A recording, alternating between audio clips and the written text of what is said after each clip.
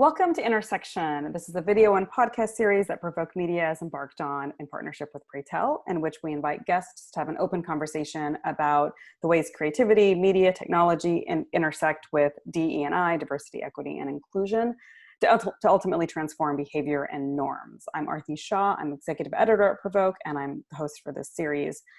This is the third video in this series. Part one featured University of Texas professor and author Craig Watkins, and part two featured ACLU CCO Becky Edwards.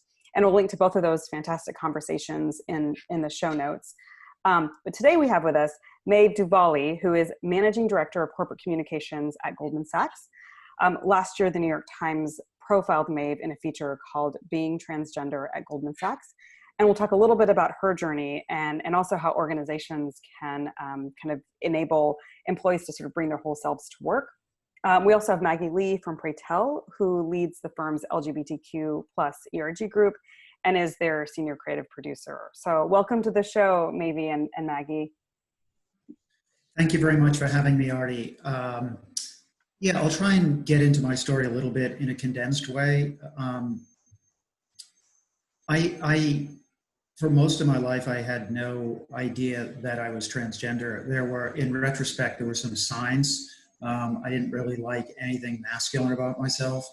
But in October of 2018, almost exactly 2 years ago, I had this sudden realization that I was transgender, and it really resonated in me. And I stress tested, and it was kind of such a sudden and shocking realization. But it just continued to grow upon me over time, and I knew I was transgender, that I had wanted to be a woman all my life, and I set out on my course to transition. Almost immediately, I felt comfortable being open about being transgender in my personal life, but for whatever reason at work, I was not comfortable. So there was this period of about 6, 7, 8 months where I would come to work dressed in a suit, and I would be Michael, and then I would change into women's clothing on the way out of work, and I would become Maeve. And I think at the start of this, I found this kind of exhilarating, but over time, just the whole pressure of having two separate selves really began to bother me. And at the beginning of 2019, I approached our human resources department at Goldman Sachs and said I wanted to come out, and I came out at the beginning of summer last year. I've had a great experience since then. I've been well received at work.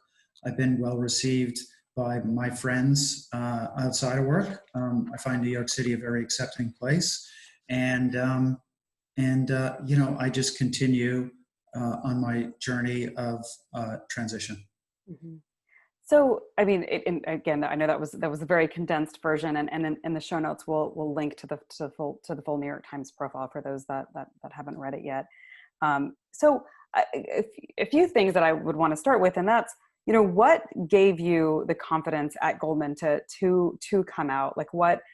I mean, I know from the New York Times piece that there were a few other employees that had done so previously and had transitioned at work. Was it just sort of seeing the precedent, or were there other cultural elements that sort of made you feel like this would be a safe place to do that? Sure. The immediate event that spurred my decision, I have to come out now, was a transgender panel that happened at Goldman Sachs for Goldman Sachs employees, and one of the members of the panel was an out transgender woman, and we had two external people in, and they just talked about transgender issues in the workplace. And I decided while I was watching that panel that I wanted to come out.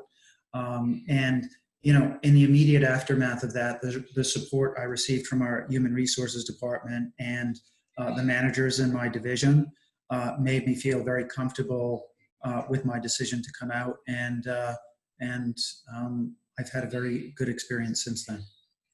So if there's either agency leaders or corporate communications leaders that are listening to this right now, what advice would you give them around sort of creating a culture either on their teams or within their organizations so that people do feel safe and comfortable sort of, coming out and, and being their true selves?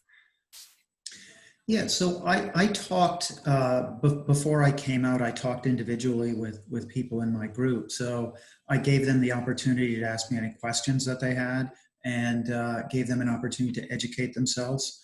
On the day I came out, my manager sent out a big, long message, including, we have an initiative at Goldman Sachs to give everybody the opportunity to identify themselves using their own pronouns, internally and externally. So that was attached to my announcement. So there was a lot of education that went into this, and we spent a lot of time being thoughtful about who we had to tell beforehand, because obviously my name's changing on a certain date, my appearance is changing on a certain date. So we gave a lot of people, including reporters, because I work in corporate communications. Obviously, the reporter community is an important constituency for me. So we had to tell reporters, and that's why we kind of knew that somebody might want to write a story about it. We didn't know who would want to write a story about it. And quite frankly, I was glad the New York Times did, because they did a very tasteful treatment of the subject, I thought. So it's just education, preparation, and then just executing according to plan. It's what big organizations do all the time. Right. I mean, the piece about the external, I was going to ask you about the external stakeholders as well, because, whether it's the media, which, obviously those of us in this industry work with, and then also for those of us that have clients, right? I mean, there's also that component as well. Was there anything notable in terms of the difference between educating and speaking internally versus externally? I think people internally were naturally very supportive. Most of the reporters I told ahead of time were reporters I have a pretty close relationship with, so they were very supportive too. I think externally people didn't really know how Goldman Sachs was going to encourage or support me, so there were a lot of questions from reporters about that. Mm-hmm. So, well, I guess before I go to my next question, I was going to ask, what is there anything that didn't go so well, or that if you could do it over again, that you would do differently, or that you would have folks stay within Goldman or even outside of Goldman do differently? Well, the only thing I would have done differently is I would have come out earlier, because until I came out at work, I didn't realize the psychological toll not being out had on me. So I don't really second guess myself, because it was only a period of 7 or 8 months, but I wish I would have come out at work earlier. Mm-hmm. Yeah. So, I mean, Goldman has been supportive, both, it sounds like, from an emotional perspective, but even from a financial perspective, it sounds like they, this the way that their health insurance and stuff is structured. It sounds like there's quite a bit of support for folks, especially as they go through this transition. What would you say to organizations that maybe don't have the resources that a Goldman has, in terms of what they can do, even with sort of leaner, whether it's leaner budgets or leaner, whatever access they have to resources, that what is it that they can do? Sure, I might broaden that question a little bit, reframe it a little bit. Yeah, I had gender affirmation surgery 3 months ago, and it was pretty much fully covered by our health insurance. And I had very generous medical leave. I was able to, the doctor recommended that I take 3 months off, and Goldman granted that without, they just did it.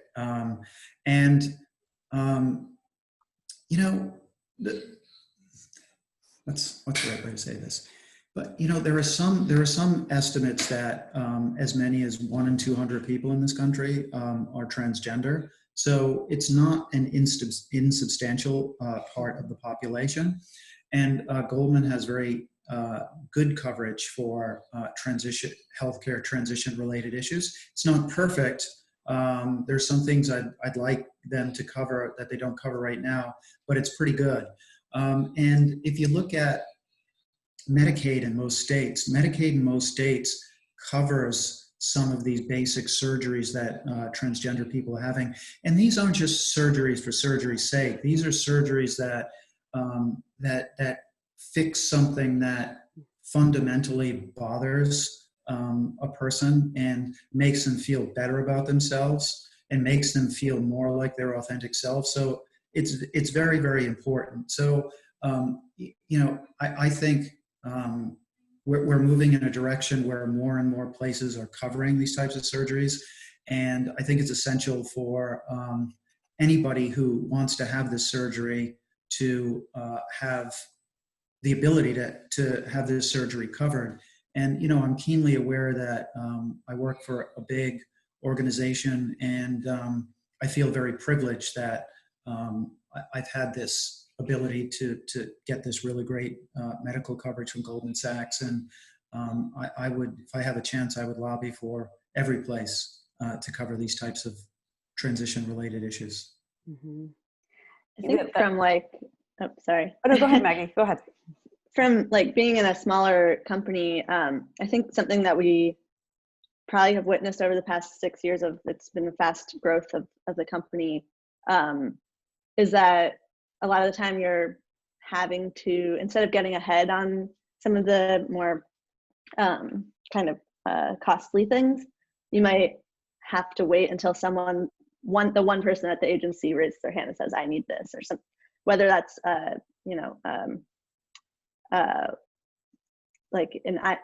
in vitro, what's it called? Oh yeah, IVF, yeah, things like IVF, yeah. or things there are several things that I think over time at the agency we've run into, oh, this is something that we should institute. But a lot of the time it is someone raising their hand, and that's been a policy at the agency, is always be a squeaky wheel, raise a hand when you need something. But I think now the conversation that we're having more and more is that we want to get ahead and kind of speak or kind of advocate on behalf of people before they have to advocate for themselves right when they need the thing. So that's kind of, I think, a great thing about employee resource groups is that we focus on, because right now, actually, we have 26 people in our LGBTQ employee resource group, and no one is out trans, at least. No one identifies publicly at the company. But we are talking to each other about how can we get ahead and not be caught flat-footed when we hopefully have a larger population of LGBTQ people who need different resources. Apologies if my internet I got a little notification that says it's unstable. No, you're right. It's actually. I think that's an interesting point. There are certain companies that have state-of-the-art medical policies. It's not just the surgeries, it's hormone treatment, it's the surgeries, hair removal. Some people get facial feminization surgery. So there's a lot of different procedures that people undergo. And I totally agree with you. And it would be great if we could just look at the real leaders in this field and emulate those. However, I will tell you that kind of ad hoc and somebody raising their hand, that's okay too, because Goldman Sachs hasn't had a lot of experience with transgender employees, and each person's journey is so personalized and different that each time the company goes through this with one person, they get better at doing it. So I think Goldman Sachs is getting pretty good at doing it. And that learning experience on the part of the corporation is very, very important. So, this point about raising your hand, right? I feel like, when we were at a 3% unemployment rate and it was very much an employee's market, it seemed like there was more confidence and also from, both from employees speaking out and also from management being more receptive. It's been interesting as we've kind of gone into this recession. I've had conversations with agency leaders, not all, some of them have been amazing, but some have been a little less empathetic, I want to say, knowing that that they have a little bit more leverage right now.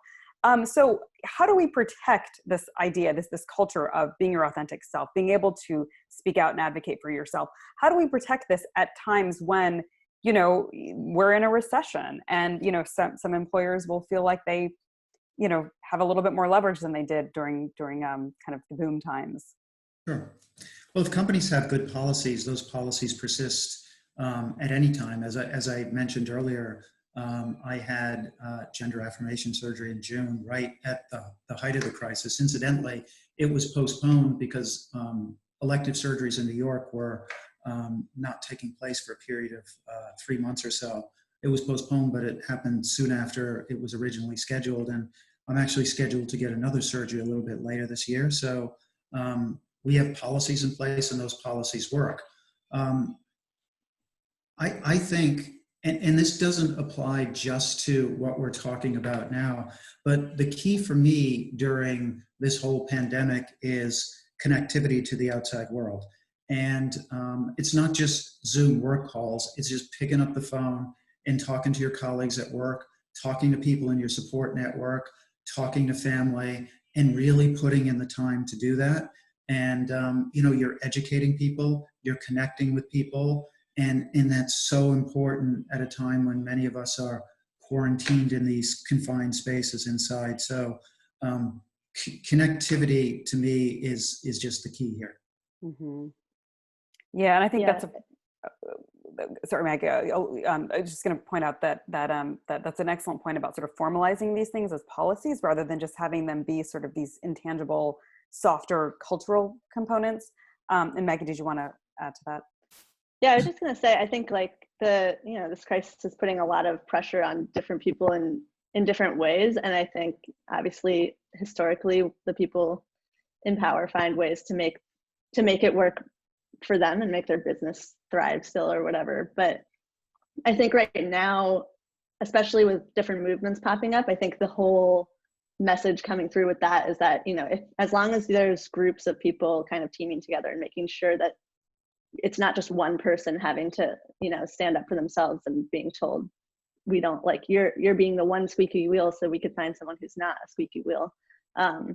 If there's a whole network of people and you're connected with other people at the company who are recognizing the challenges that everyone's facing, then I think it just makes it more, you know, there have to be policies rather than it's an elective thing that whoever's in power gets to decide. Right.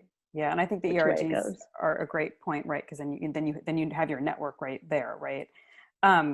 So, you know, I guess on that note, and similar thing I would ask about is, you know, how do we balance the sort of other factors, class, even seniority at an organization? I mean, someone who's a junior level employee, and I think Maggie, you and I spoke yesterday a little bit about this.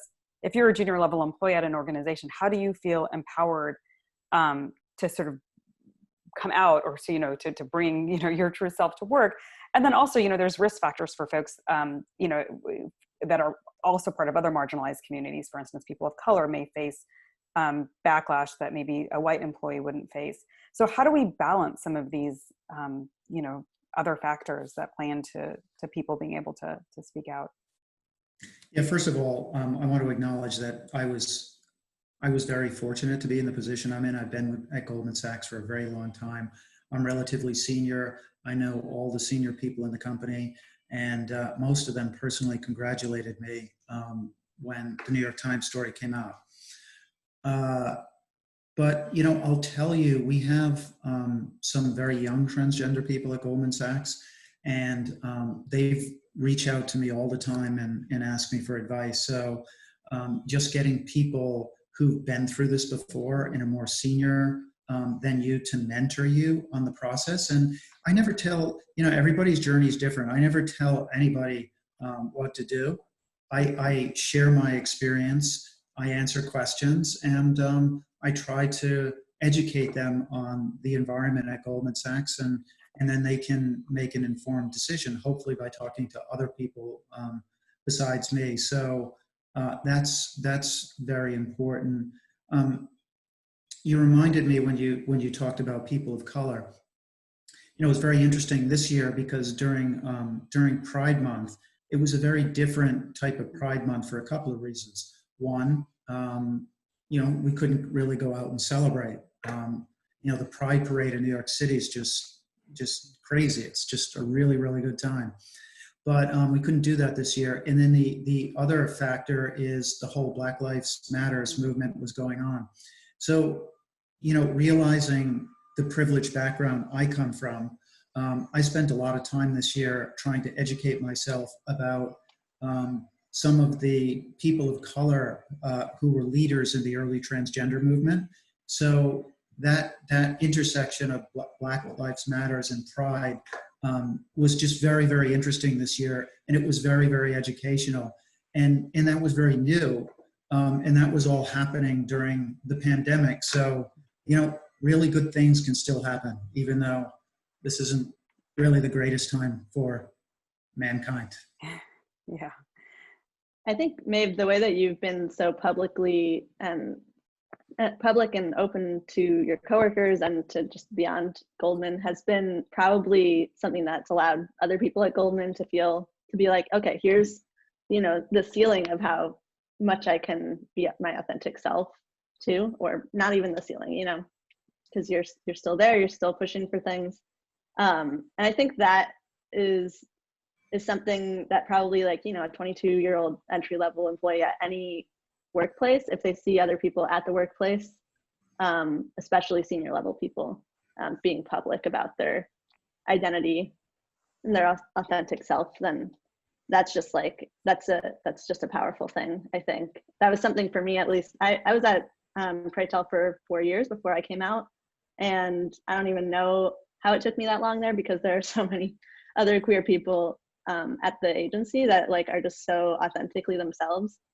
When I came out, I knew I would have a network every day when I came to work who would, like, kind of teach me the ways.